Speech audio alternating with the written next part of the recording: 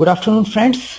Welcome to our webinar on technical debts. Today we will talk about technical debts and the intrinsic quality and refactoring, the concepts which are primarily the XP concepts. I'm Saket Bansal. I train people on project management. I teach PMP as well as PMI-ACP. I give a lot of agile trainings, and I run a company named Bridge Consultancy Private Limited. Before we start the session, I just wanted to know, get a feel of where you are in your agile journey. Tell where you stand in your agile journey, like there are options like beginner, intermediate, or you are just starting your agile journey. So please select where you are so we get an idea of an audience, and while presenting I would be more aware about you, all of you. Many of you have not selected options. Please select any of these options. Like if you are very new to the Agile, you just can select, I don't know, Agile. So I get an idea, like I keep things at a simple level. Okay, so it looks like that we have, majority of the people are in the intermediate stage of their Agile journey where they are looking towards advanced topics of Agile, and technical debt is relatively an advanced topic because it's beyond the basic Scrum rules and Scrum fundamentals. So let me show the results of the poll so you also get an idea about the participants. Okay, so we move forward and let's talk about technical debts. So here is our agenda for the day. We will talk about the basics of technical debts, what it is all about, how does it affect, and the reasons of the technical debts, how it get created in our software development process, and how do we manage it. Now in between I will take a few Q&A breaks. So if you have any query related to the topic, just feel free writing, like you can keep writing your queries in the question box. I will look at them when I reach the Q&A break. So let's look at what is technical debt. So technical debt is a metaphor. It's not a theory. It's not a scientific concept. It's just a metaphor to communicate about the debt we have in our softwares. By definition, this term got invented by Cunningham in 1992. If you notice that this term was there even before Agile Manifesto got written. So it is not directly linked with Agile. It is all about software development, the problem which we have in our software, irrespective of the methodology we use. So by definition, it's an incomplete, immature, or inadequate artifact in the software development life cycle. Now, if we look at a broader definition, it is imperfect design and code implementation which we have in our system, the aspects of the software which we know are wrong but we don't have time to fix them, and tasks that were left undone but that run a risk of causing future problems. Like we were in a hurry, we know that we are not performing a particular type of testing, but since we do not have time, we leave them undone, or we ship the product without performing that particular step on our software. So it's an incomplete, immature, inadequate artifacts or less than perfect design and implementation in our software, and that is what the technical debt metaphor is all about. Now, what are the benefits? As usual, it's not like that in a life we can live without debt. Debt does has an advantage. It gives us a required amount of cash for that particular duration. So same way, the technical debt also gives us a quick velocity increase. If you want to deliver something, this debt helps us in increasing the velocity or the productivity of our current iteration or our current release. But in a long term, we need to pay it. So it has a cost, like it has an interest and the risk that debt goes out of control. Same like a financial debt. If we don't control our debts, we have a risk that debt will raise and it becomes uncontrollable. Now, same like a financial risk, financial debt, the technical debt also has a two component. One is principal and other is interest. And that is where this metaphor is important. The principal is the base amount which represent the effort, the cost, which is linked with eliminating the technical debt at this particular instance. The interest represent the cost over a period of time if we do not eliminate the technical debt now. So interest has a probability, and interest also has variability. It's not unlike financial debt. The technical debt interest will keep changing over time. It will keep increasing in general over time. So that metaphor represents that it's not like the technical debt is a one-time problem, but if we keep the technical debt in our system for a long, it will keep accumulating the interest and it will keep growing.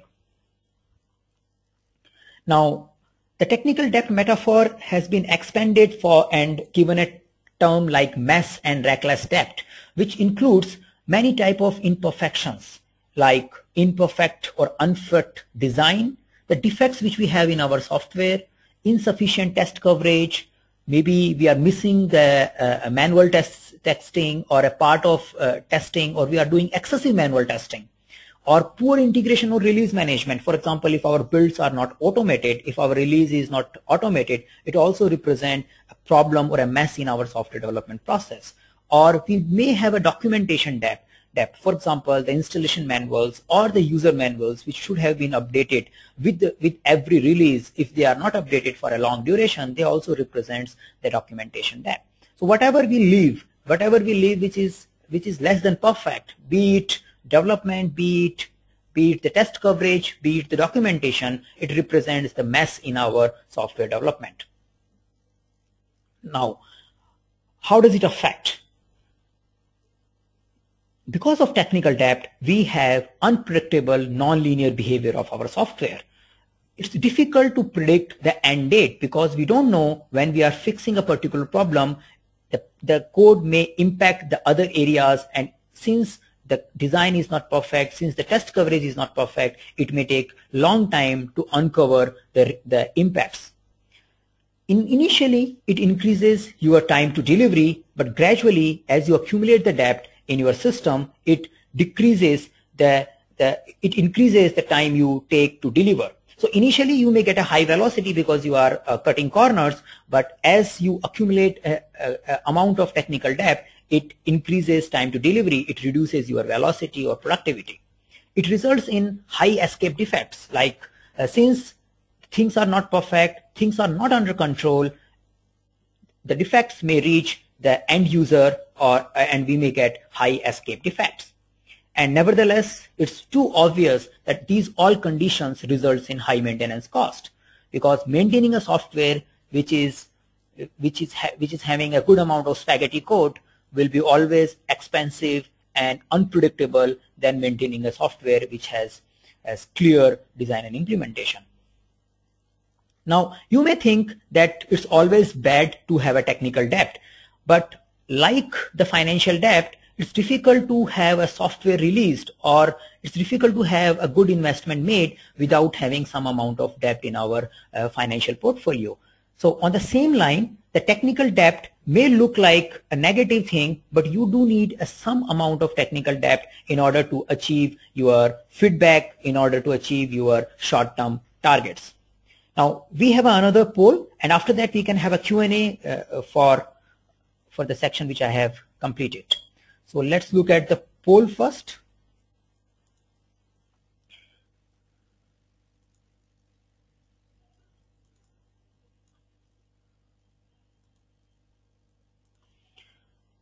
We have a poll that which of the following is not true. So it is talking about a few things which you need to vote regarding the technical debt. Does it help in taking feedback faster? Does it results in unmanaged technical debt decreases the velocity? It is recommended to have zero technical debt. We may always have some amount of technical debt in our software. So please vote which of the following is not true. So we just need to find a false statement or near to false statement. Because sometimes this not true language becomes tricky. So we need to find a false statement out of these four, and then we will discuss and we will take the other queries. So we have very divergent views. Most of the options are getting equally weightage. So we need to discuss this particular poll so we get the concepts right.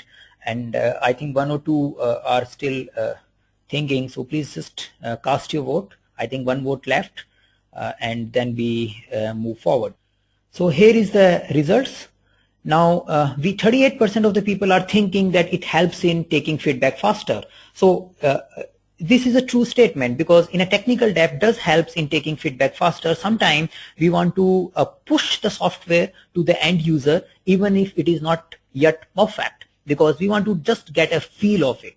So that's a usual business case when we end up having a technical debt in our software. So it does help in taking a feedback faster. It does help in giving a first level release soon.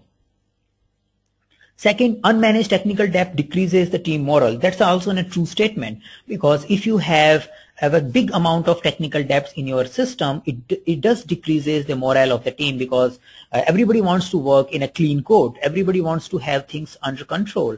And if you have a software which is having a high amount of technical debt, things will always remain out of control. You don't know which part of the software will fail while you are fixing it or adding the features to it. And it does frustrate the people who are working on that particular software. So this statement is again true. It is recommended to have zero technical debt. Now this statement is the least true out of these three, because as like our financial portfolio, we may have some level of debt always in our financial portfolio, but it is not in a current world, in a current dynamic new product development world where we need to build and ship the things fast. We may have some level of technical debt always in our system. It's very difficult to think of a zero technical debt condition, because we are not working on some research products. We are delivering in market software where we need to deliver things fast. So it's not necessary. It's difficult to imagine a situation where we live with zero technical debt. Till the time we are working on a software, we need to keep refactoring it, and there will be a it is difficult to think of a situation where the need of refactoring just goes away. And we always have some amount of technical debt in our system. So that's a true statement. So let us look at the queries if you have any, and we answer the question. Okay, in the case of legacy code, technical debt will be more. How to manage in planning? What are the most common? This is the first question, which is in a legacy code. So if you are managing a code and it is expected to have, especially as the code grows, and if our technical debt remains unmanaged, it will keep accumulating. So we will talk about how to manage technical debt in our subsequent sections, where we will talk about that first and foremost thing for managing technical debt is at least stop accruing more debt. So whatever you do, start doing clean. And second would be that make whatever you have visible. So and third, start repaying it. So before you repay, you need to ensure that you don't accumulate more, and you should have some mechanism to make it visible. We will talk about it at length in our subsequent section. What are the most common reasons of the project to accumulate lot of technical debt? This is also coming in, and in general, if we talk, the most common reason of accumulating technical debt is that we want to have short-term high velocity. And in order to get a short-term high velocity, we compromise on the technical excellence parameter, because at that particular time, we want to achieve the given date. Beyond that, there could be some unavoidable technical debt. Again, it is also coming up because it's difficult to visualize all the technical design and implementation upfront. Since the design and code is emerging, we may have always unavoidable technical debt in our system because system is evolving. Okay, this was I think we were just talking about that the third the Q&A point of view. Yes, the zero technical debt is practically not possible, so that is why we say that it is difficult. So another question, how to manage the technical debt in onshore offshore mode caused because of the time difference and communication? Now, managing technical debt, we would be talking about the managing technical debt as the previous question was also discussing about managing a technical debt in a legacy environment, and this particular question is talking about managing a technical debt in a offshore onshore environment. See, irrespective of the environment, managing technical debts are fundamentally the simple steps which we need to follow. Like I spoke about, stop acquiring, accumulating, accruing new technical debt, make it visible, and start the repayment. So that's part of the presentation. We'll talk about that. So causes of a technical debt, we get many questions related to it. So the primary cause of accumulating the technical debt is pressure to meet deadline. And the second is uncontrolled technical debt, where the debt keeps building on debt. As the previous question was talking about, how do we manage a technical debt in a legacy code? In general, whenever we have a legacy code, we keep building debt on debt, because it looks like an impossible thing to fix that particular legacy code. We keep taking shortcut on shortcut. So we have a patch on patch and patch, and there are conditions. I have met few teams who are just like from years they are just giving a patch releases because they are not sure that the full build will work or not. So they always give a patch release. So the problem is we keep building debt on debt. Now, some technical debt would be unavoidable as well, because we are building the software, we are building the system incrementally, and it is very difficult to imagine, and it is not recommended as well in our Agile, because we talk about emergent design, to visualize the complete requirement, the future need of the technical excellence or technical architecture of our software. So our architecture will keep emerging, and in the beginning, you may not have that visibility about the upcoming performance or scalability requirements. So we will have some unavoidable technical debts in our system, and as we grow, the key is these unavoidable technical debt should be paid as we learn about the system more. That is where the emergent design is all about. Now, we may have a strategic technical debt. A strategic technical debt is a conscious decision which we are taking, that considering this particular scenario, in this particular case, we do not want to touch this module for long. For example, we may just want to obsolete that component or that product forever. So we may keep that technical debt in our software strategically, because it's a conscious decision which we have taken, and we keep it because of the strategic reasons. That is what make the cost benefit advantage. Now, how do we manage it? The first and foremost thing in managing technical debt is work on stopping or accruing the new technical debt. So we should control the interest. We should control that the accumulation of the technical debt, or new accrual of a technical debt should be controlled. And the second part is we should also expose in Agile, in Scrum, we all talk about transparency. So we should have some mechanism to make the technical debt visible. Why this technical debt? Like when I'm talking about managing the technical debt, why this particular metaphor is used? Because this metaphor is well understood by business people. When we talk about debt, the financial debt is well understood by business. Every senior manager, all the people who are dealing in business, they understand that what we are talking about. So we should have some mechanism where we make this debt visible.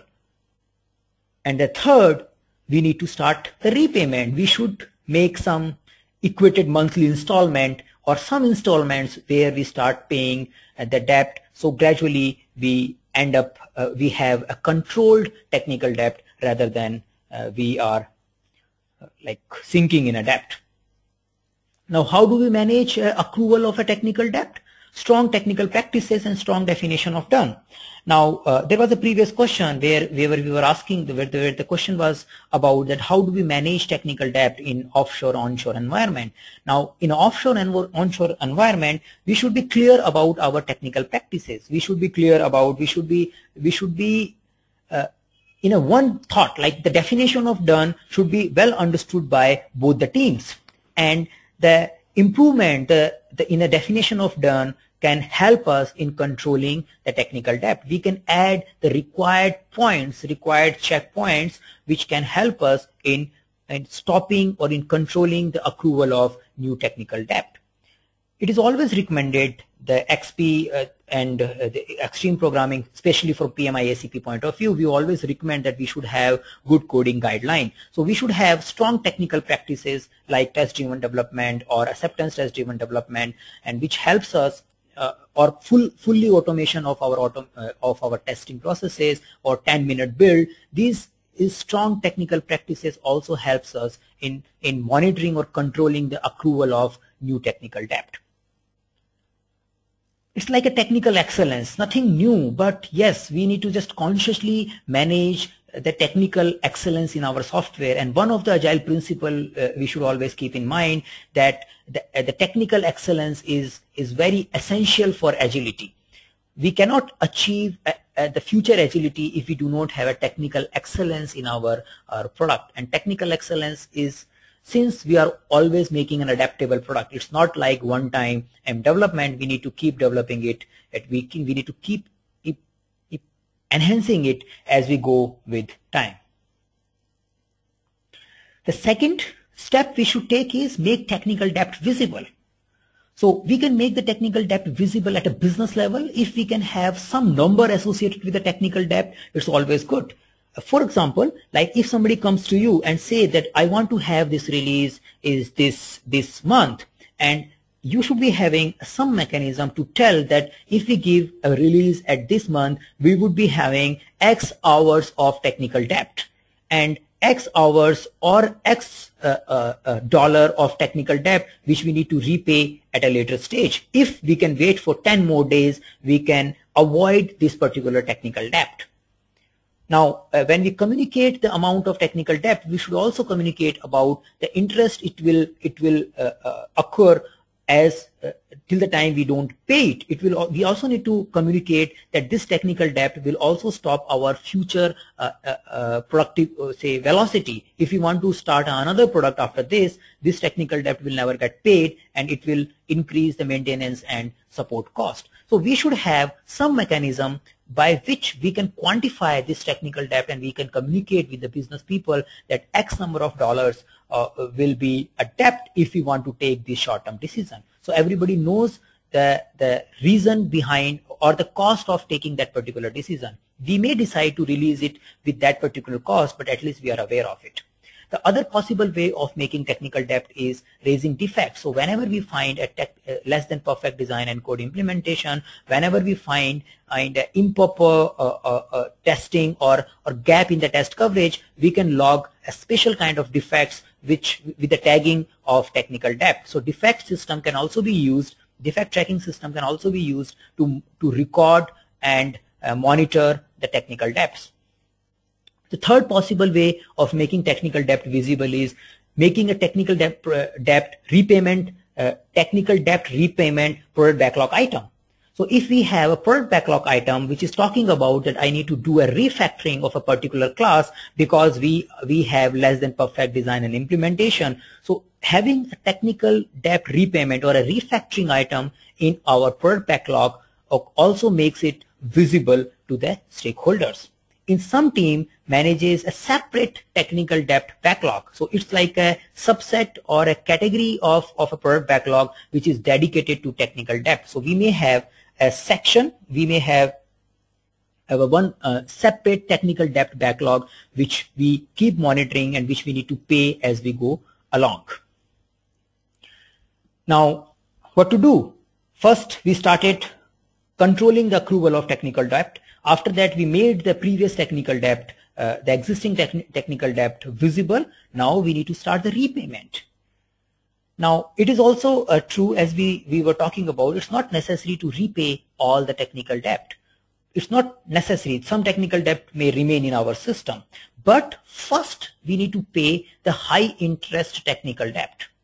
Now repayment of the high interest technical debt will help us in accumulating, in managing our the future debt. Same like a financial debt. If you have multiple debts, one particular debt is accruing more interest, it's better to pay that debt first. Now, which, in a technical language, which particular debt item is high interest item? The items which are very frequently changed, which are very frequently used, and where we are doing all these enhancement modifications frequently are the one which if we have a technical debt in those classes, those elements, the interest would be high. So the classes, the codes which are frequently changed and the debts in those classes would be a high interest technical debt. It is always recommended to pay the technical debt incrementally. It's not like we should not have a case where we are just running 2-3 iterations just to pay the technical debt. We can do that, but this situation reflects that we really had a very unmanageable technical debt in our system, and that is why we are running a separate dedicated iterations just to manage the repayment of technical debts. It's good to repay while working on customer valued work. What does it mean?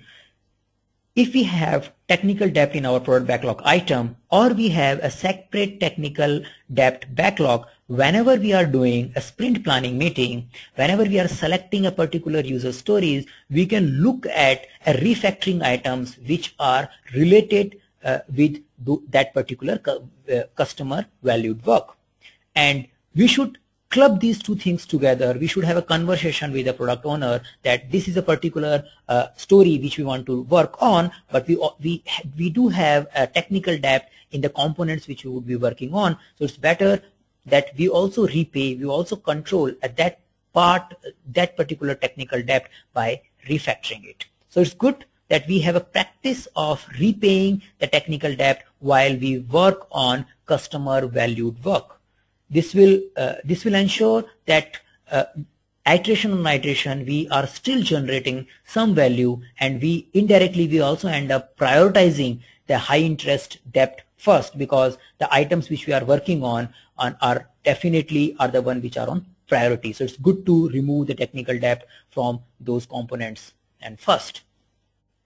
So these are the few terms which we can use to these are the few tips or few mechanisms which we can use to control our technical debt repayment. Another metaphor, so same like a technical debt, this is my metaphor. I says that the fat on your belly represents a health debt. So if you have a big fat around your belly, it represents a health debt in your body. Now you can remove it, you can start exercising it, and you can target that I should have a zero debt, I should have a zero debt on my belly, but that may not be possible for most of us, most of the working professional.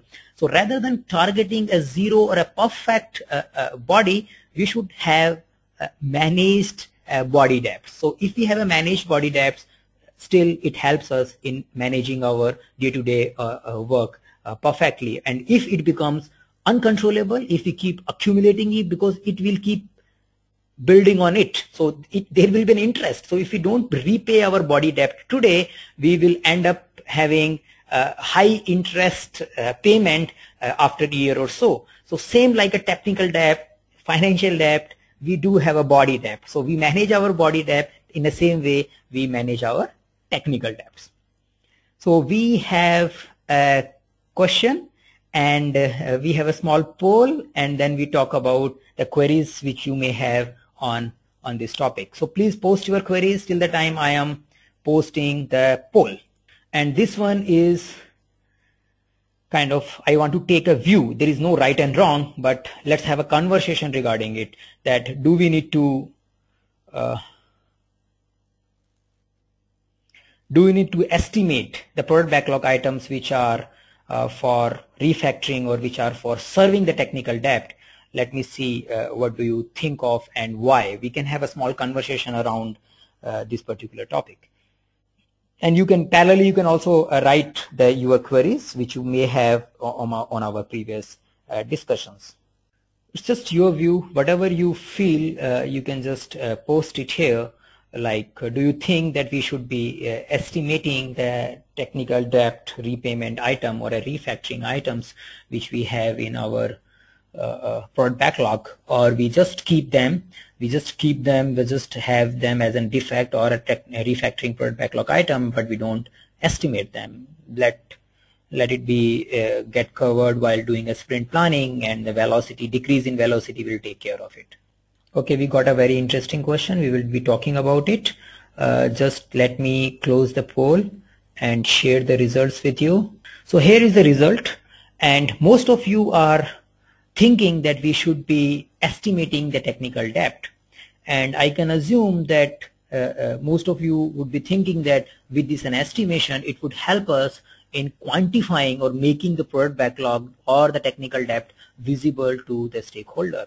And I do believe, like many of both the approaches are adapted by many project teams, but as far as especially for if you are looking for PMI-ACP exam answer, you should be estimating it, because estimating a technical debt item helps us in quantifying the amount of debt we have in our product backlog. It also represents the change in our release size. So for example, if you are adding this particular debt in our product backlog and we know in the next release we need to fix it, or we know that in a subsequent iteration we need to pay it, it does reflect the change in the size of our work because of accumulation of these technical debt. So the stakeholders becomes more aware and more clear about the impact associated with the technical, this particular technical debt. So let us take the question. If you have any follow-up query on this particular topic, please do post. Now we have two questions. Referring to the situation, when business asking for a faster release, how to calculate the potential technical debt in hours or dollar terms? What is the technique to be used in this situation? Now, it is some way related with the poll we conducted, like should we size the refactoring work? Now, if we are accumulating, or if we are consciously taking a decision to bypass a X amount of work or a testing or a step from our development process, we should have some mechanism which could be in form of a story point sizing, which is usually we use for our product backlog to size the refactoring item. So whatever work which we are leaving in the thrust of delivering fast, we need to quantify the cost or a effort which is linked with fixing that particular leftover work. And now the interest is not same and not constant. Again, it is a judgmental number when we say that there is an interest on a technical debt item. You may have some mechanism by which on iteration you relook to a technical debt item and resize them.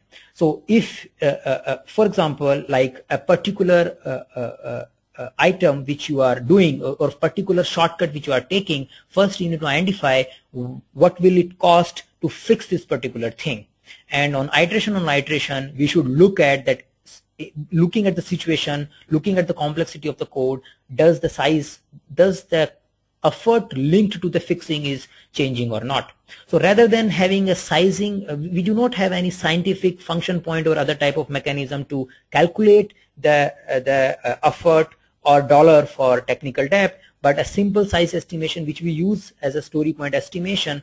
We can have a sizing on the basis of relative sizing, the way we do for our features. So let us have a sizing for the refactoring work and use that as an indicative number.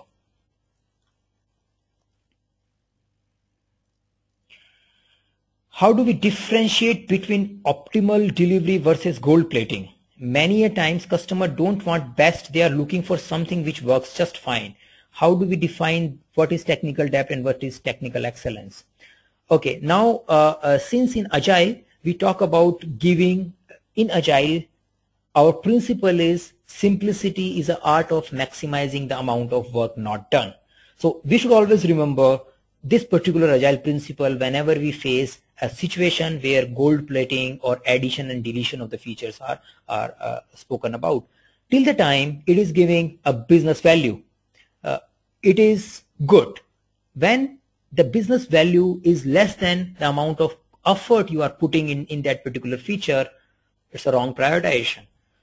And in Agile, in Scrum, this role goes to the business. So the product owner, the on-site customer has to take a call on which all features are necessary and which all features are not necessary. Now, the way of doing that work. In Agile, the how part is left with the team. Now, team should have a clear definition of done, clear technical practices, which results in adaptable code, clean design, and emergent design, simple design, clean code.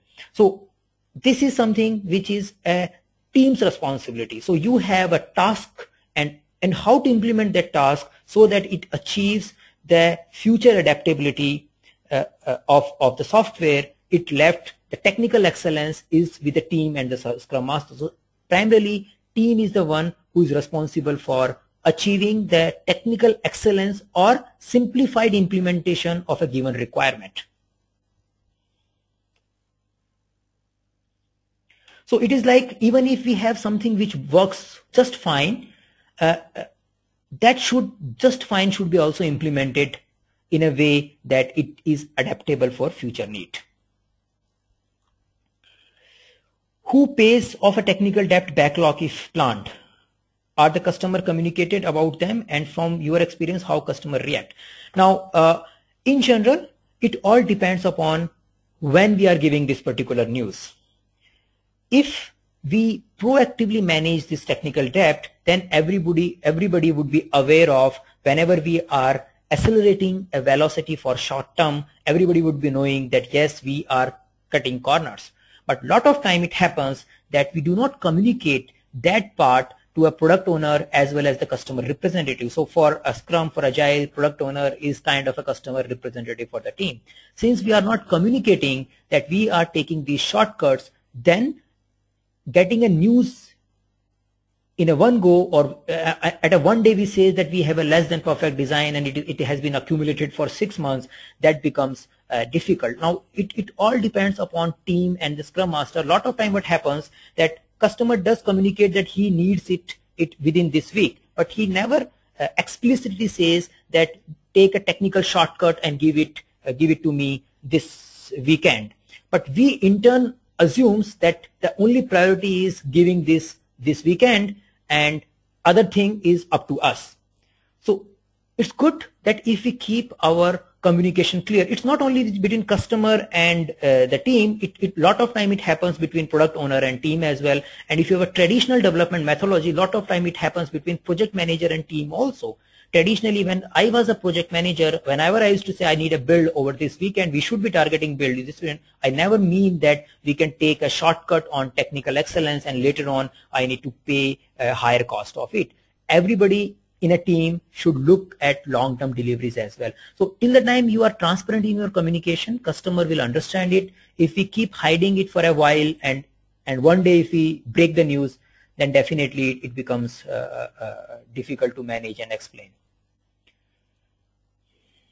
Okay, having technical debt or not having one is purely in the hands of the Scrum team. Why should the PO agree to re-estimate the product backlog item? Now, we are not re-estimating the product backlog item of the feature. We are adding the new product backlog item. So when we say that, because it's a conscious decision which we are taking along with the customer or along with the product owner. So if we are accelerating our speed, for example, that we want to give a delivery without updating the user manuals. Now, updation of a user manuals was part of our done criteria, but because of X reasons, product owner says, let us skip it. Now, this let us skip is a technical debt item. So it should be recorded in our product backlog and should be estimated so that we know that whenever we need to update or release our product, finally, we need to update it X amount of user manuals, and we should not be accumulating this done behavior for a long. So it's a team decision. Now, team is taking a shortcut because of some business conditions, else they would have followed the definition of done very stringently. But yeah, there are cases where it's an unavoidable. In case of unavoidable technical debt also, we need to communicate this information and we need to explain the mechanism of our development to product owner, and he should be able to appreciate that yes, there are few technical debt items which are unavoidable, because during refactoring or during retrospective also we may find some of the technical debt items or some need of including a non-functional product backlog items, and those product backlog items should be explained to the product owner so he can appreciate it. It's like we need to communicate and get the buy-in. Okay, so let us move forward. If any other question, please type it, and then we move forward and take a look to the results of the pre-webinar quiz which I posted a few days ago. We have one more question before we move forward. Is it better to have refactoring included in a sprint backlog or a product backlog? If refactoring is included in the product backlog, it is likely not to be selected as a high priority item by the product backlog, since PU prioritize the product backlog and it might be seen any value in refactoring. Now, yes and no. Like as we discussed, that whenever we are working on a customer valued items, better to repay the technical debt along with it. So if you are picking a particular user story and if you have a technical debt or a refactoring backlog items along with you, you should combine those two things while making the decision. Now, without involving or without informing or without making this transparent to the business or a product owner, it can result in a very low velocity of a team. So as a business representative, product owner should have authority, should have visibility to take a decision about when to repay it. As a technical team, we need to emphasize the importance of accumulation of interest on this particular technical debt. So my recommendation would be, yes, we should be including technical debt in a sprint backlog along with the customer valued item, but we should be picking it from a product backlog, because product backlog is a live document, is a forever document. Sprint backlog is just for 1 month, and your technical backlog or your technical debt repayment item or a refactoring item may live for long. So it's better to keep them in a product backlog, but we need to have a good communication. We need to explain the debt importance of repayment of a debt to a product backlog, because product owner as well as the team, both of them are looking for long-term delivery and a sustainable and adaptable product. So we should be able to communicate that part to a product owner well. In Agile, like it's like a one team. So even though product owner has a business role, but we need to look him as a part of the complete whole Scrum team, because he is again a committed person. And in Agile, we always talk about the business people and developer work together. So one of the Agile principle clearly says that in Agile, business people and developer work together to deliver the better project. So we should understand each other's problem and each other's limitation. Let us look at a quiz results. So the first one was good. Everybody voted for the right definition. Incomplete, immature, and inadequate artifact in software development represents yes, they represents the technical debt. This was right. Aspects of the software we know are wrong, but we don't have time to fix now can be represented by.